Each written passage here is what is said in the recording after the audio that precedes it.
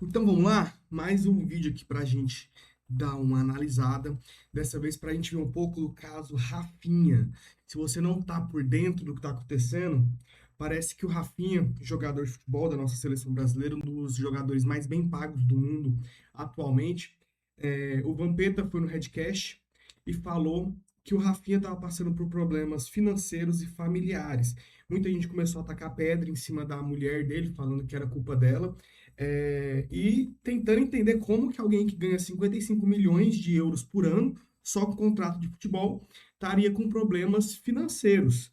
Então, o Léo Dias, ele veio, e jogou no ventilador que, na verdade, o pai do Rafinha, que era o empresário dele anteriormente, a treta toda começou porque falaram que o Rafinha tinha trocado o pai pelo sogro. Então, por isso que o pessoal começou a atacar tanto a mulher dele, falando que ela tinha feito a cabeça dele, que ela estava gastando o dinheiro dele, etc. Por isso que ele trocou o pai pelo sogro como empresário da sua carreira, etc. Mas parece que o jogo virou completamente. Parece que, na verdade, quem estava roubando do Rafinha, quem estava ficando com grande parte dos ganhos dele sobre imagem, era o próprio pai. Mais ou menos parecido com o caso da Larissa Manoela também. Então a gente vai ver o vídeo aqui do Michael Kister falando um pouco sobre isso. Gosto muito do Michael Kister, gosto de como que ele traz as informações já aglutinadas para a gente, também traz as perspectivas dele sobre o caso e algumas informações extras, e aí a gente vai comentando durante o vídeo. Não se esqueça, se inscreve no canal, curte esse vídeo aqui para ajudar a gente a crescer mais esse canal aqui. Vocês tinham falado de um ruído que estava no microfone, eu já arrumei aqui, acredito que esse vídeo já vai estar beleza. Mas se não tiver ficado muito bom, vou tentando ajustar ele conforme a gente vai gravando mais vídeos aqui dentro, beleza? Vídeo original na descrição. Olha só, rapaziada, temos a atualização do caso Rafinha aqui que a gente trouxe pra vocês, tá? Que o Vampeta tinha... Eu falei pra vocês, cara, que o Vampeta não ia ter inventado nada. Ele não ia ter inventado nada. E realmente, olha só, cara. Notícia exclusiva do Vampeta no Redcast.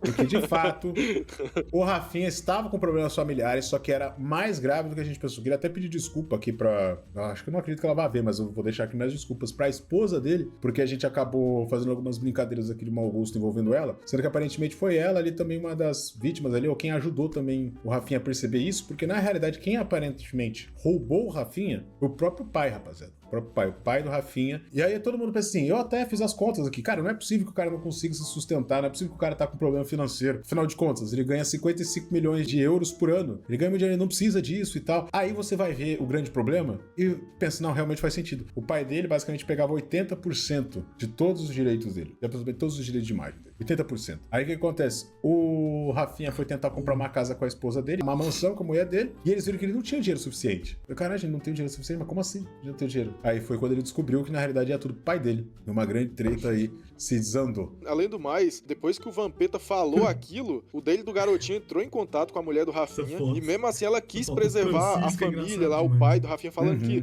pô, não aconteceu nada disso, o Vampeta inventou e tal. E só depois o Léo Dias que expôs tudo, tá ligado? Sim. Não, até, tipo assim, numa mensagem que ela deixou no Instagram dela sobre isso, ela falou que os pais estavam todos se dando bem, que nenhum pai tava brigado com ninguém e tal. Tipo, ela realmente quis preservar a família, velho. No começo da semana, Vampeta deu uma declaração em um podcast afirmando que o jogador Rafinha estaria passando por problemas financeiros e familiares. A informação pegou todos de surpresa, já que o atleta recebe cerca de 80 milhões líquidos por ano do clube e é o terceiro jogador mais bem pago do Barcelona, equipe com o qual renovou o contrato até 2028. Quais são os outros? É o Yamal e o Lewandowski? Quem quer? Comentei. Entramos em contato com Natália Belloli, esposa de Rafinha, que falou pela primeira vez sobre as declarações e negou todas as falas feitas por Vampeta no podcast. De verdade, eu acho um absurdo ter que falar sobre minha vida financeira. Se nós ganhássemos atualmente apenas 10% do que o Rafinha ganha, já seríamos muito abençoados. Não vejo necessidade de expor isso nas minhas redes sociais, pois tenho total noção da realidade social em que vivemos. Se eu fizesse um post dizendo, olha, não estou pobre, continuo rica, iriam me chamar de sem classe, realmente. Achei que essa história morreria, mas esses boatos já chegaram à Espanha, e todos todos estão achando que estamos passando necessidades. Natália também aproveitou o espaço para desmentir a matéria que afirmava que o pai de Rafinha estaria decepcionado com o jogador por ele ter começado a contar com a ajuda do sogro, o pai dela, em sua representação. A publicação ainda dizia que na partida contra o Haiti, os dois teriam assistido os jogos no mesmo setor, porém afastados. E ela falou que não, né? Os dois até foram juntos pra Miami, aqui tem uma foto dos dois. Só que, cara, isso aqui, como eu disse pra vocês, foi uma maneira, e é uma maneira que ela tava usando aqui, de preservar a família. Porque o que o Léo Dias revela é algo bem além, tá? Olha só, segundo o Léo Dias, a briga familiar que supostamente Rafinha está envolvido é com o pai, Rafael Belloli, que administrava a carreira do filho. As informações apuradas pelo jornalista revelam que o pai do jogador ficava com 80% dos valores dos contratos publicitários e parte do salário do atleta. A descoberta foi feita pela Natália Belloli, esposa do Rafinha. Aí, tipo assim, basicamente todos os direitos de contratos publicitários, que é por onde o cara ganha mais, né? Tava tudo com o pai e ele só ficava com uma parte ali, né, do salário que ele recebia direto do Barcelona. Aí você pensa assim, nossa, mas já é suficiente? É realmente suficiente quando você vive como você tá vivendo hoje, né? Mas como o cara é um jogador de futebol, mora lá na Espanha e tal, tem carrão,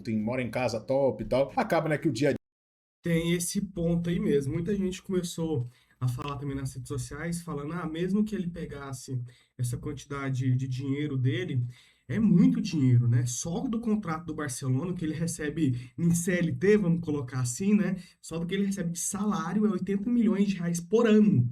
Então é um dinheiro a perder de vista, juntando com publicidade, juntando com tudo, deve estar em torno de 150, 200 milhões de reais por ano. Só que o ponto que a gente tem que levar em consideração é o custo de vida que ele tem também. O cara mora no exterior, ou seja, os gastos dele são em euro. Tudo bem que ele recebe em euro, né? Então daria menos de 80 milhões de reais, né? Trazendo para o euro. Mas a gente tem que levar em consideração o custo de vida dele. Os carros, o estilo de vida, os restaurantes que ele frequenta, os lugares que ele vai, as férias que ele tira, o que a família dele consome também, porque esses jogadores, quando eles vão para um outro nível, eles não vão sozinhos, né? Eles levam toda a família para outro nível. Então, paga escola da irmã, paga coisa pro irmão, paga carro pros primos, paga casa da mãe, paga casa do pai. No caso, o pai estava pegando grande parte, né? Então, paga muito mais que a casa do pai. Paga luxos da esposa, paga tudo que tem de gastos da família toda, sai do bolso dele. Então a gente também tem que levar em consideração isso, porque não é só ele e a esposa indo num restaurante caro, fazendo viagens caras, tendo carros bons, tendo casas boas. Ele leva todo mundo para um outro nível, né? Então todo mundo faz viagens boas, aí ele não tem que pagar para dois mais, ele tem que pagar para 7, para 10 pessoas uma viagem que custa 5 mil reais a diária, vamos colocar assim, né?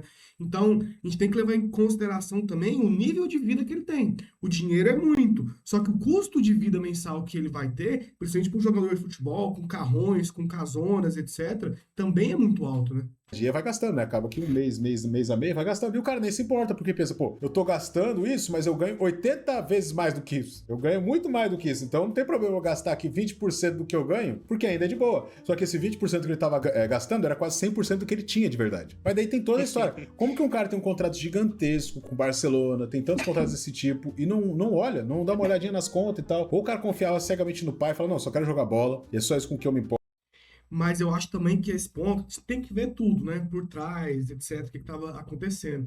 Mas eu acho que nesse ponto pode ser mais uma questão de o dinheiro cai na conta, mas não fica na conta, né? Deixar o dinheiro na conta é burrice. Então, às vezes o pai falava, não, estou investindo aqui, tá sem o dinheiro aí, mas é porque tá em alguma renda fixa, tá em alguma coisa, comprei alguma coisa aqui e tal. Estou aplicando o seu dinheiro e não trazendo dinheiro para ele, não recebendo no nome dele, para ele gastar o dinheiro, para ele utilizar o dinheiro, né?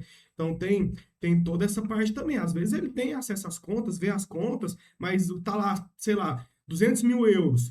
É muito, muito abaixo do que ele recebe, mas para ele, o resto do dinheiro está investido em outras contas, em outras coisas, offshore, nome de empresa e etc. E aí acaba que ele nem liga, porque é o pai dele, então ele tem uma certa confiança no que ele fala. Se ele vira e fala assim, não, eu peguei 5 milhões de euros aí, mas é porque eu mandei para uma offshore nossa aqui, que essa offshore vai fazer um investimento nos Estados Unidos e numa renda fixa no Brasil, numa coisa nesse sentido. Então acaba que ele confia mesmo, né? Não vai ficar checando o balanço de tudo tudo, vendo todos os demonstrativos financeiros da carreira dele, da vida dele, para ver se tá tudo certinho. Para isso que ele tem empresário, né? Para isso que o pai dele servia, vamos colocar assim, para alocar o que ele ganha, porque ele tá o tempo todo preocupado com o jogo, com pressão de torcida, com treinamento, com tudo que ele tem para entregar para fazer essa receita. Então, a aplicação dessa receita, para onde vai o dinheiro, o que é feito com o dinheiro, é o empresário que faz, a equipe dele é administrativa, né? Vamos colocar assim. E aí, como era o pai dele, ele tinha plena confiança, ele não precisava ficar olhando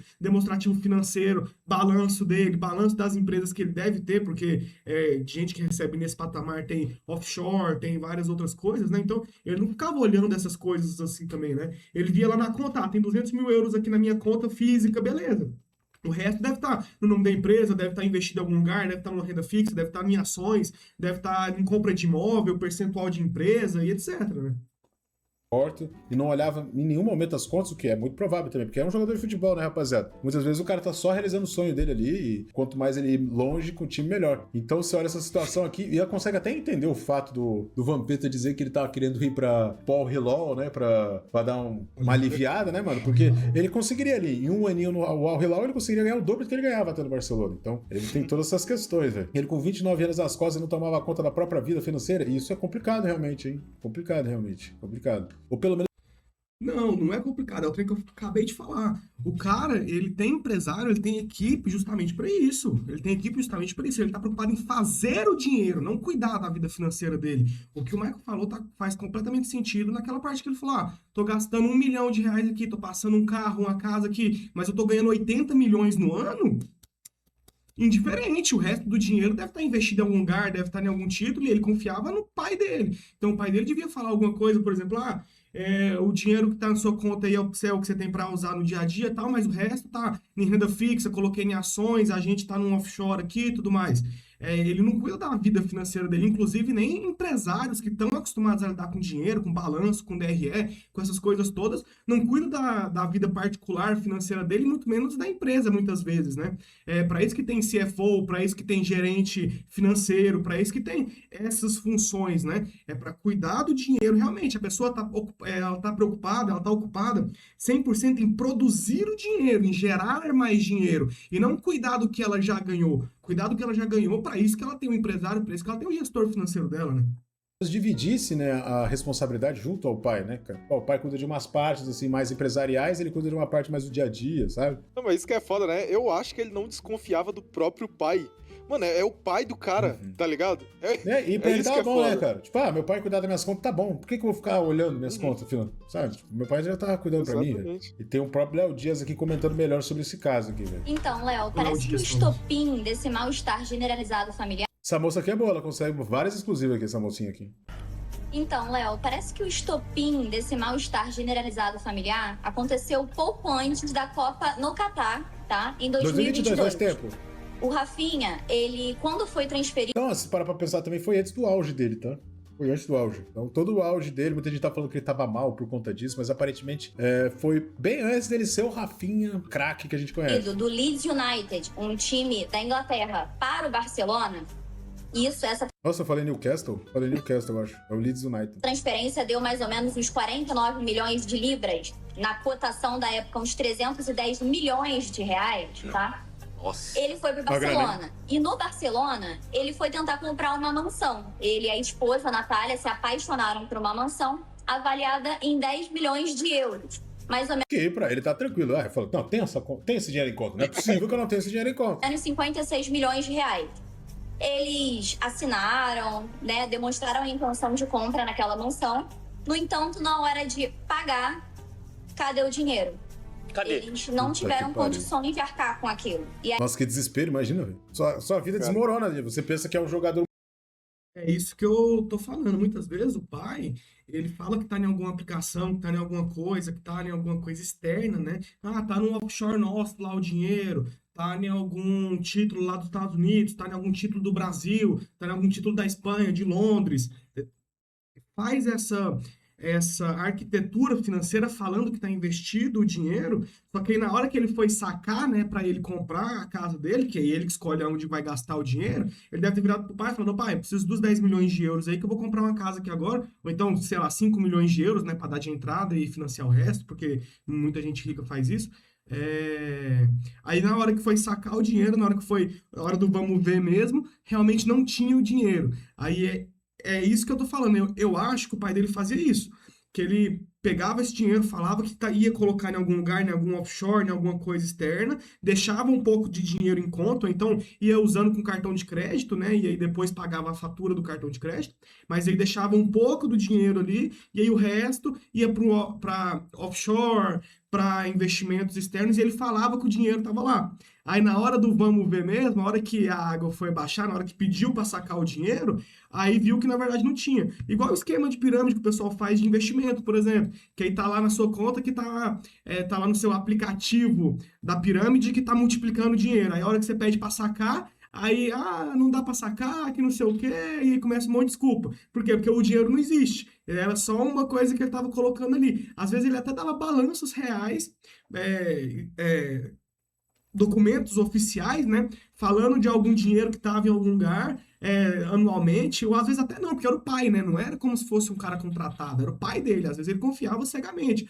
Se o pai dele falasse que tinha 20 milhões de euros em algum lugar aí, ele falava, não, tem 20 milhões de euros lá, nem vou lá olhar, confirmar, não precisa de balanço, demonstrativo, nem nada, não. Se meu pai tá falando, né? Então, às vezes, tinha essa confiança cegamente também. Mas aí, na hora do sacar, na hora dele falar assim, me dá os 10 milhões dos 20 que tava lá no lugar. Aí, cadê o dinheiro? Aí não tinha o dinheiro para pagar. Multimilionário, de repente você não tem o suficiente que você pensa assim, pô, cara, eu nem gasto muito meu dinheiro aqui, porque eu tô guardando aqui, já tem mais de 100 milhões na minha conta, eu vou comprar uma casinha de 10 milhões. 10 milhões bem de boa. Aí o cara não tem nem isso, velho. Pra ele, né? Obviamente, a gente tá se colocando dentro do contexto da vida dele, né? De um jogador de futebol do Barcelona, que é comum ter 100 milhões na conta, sabe? E aí acendeu um alerta É tipo a Larissa Manoela, né? Com 30 milhões de seguidores, não tinha dinheiro pra comprar um milho na praia. Sim, é verdade. na cabeça da esposa do Rafinha, que falou, como assim a gente não tem condições? O que está acontecendo?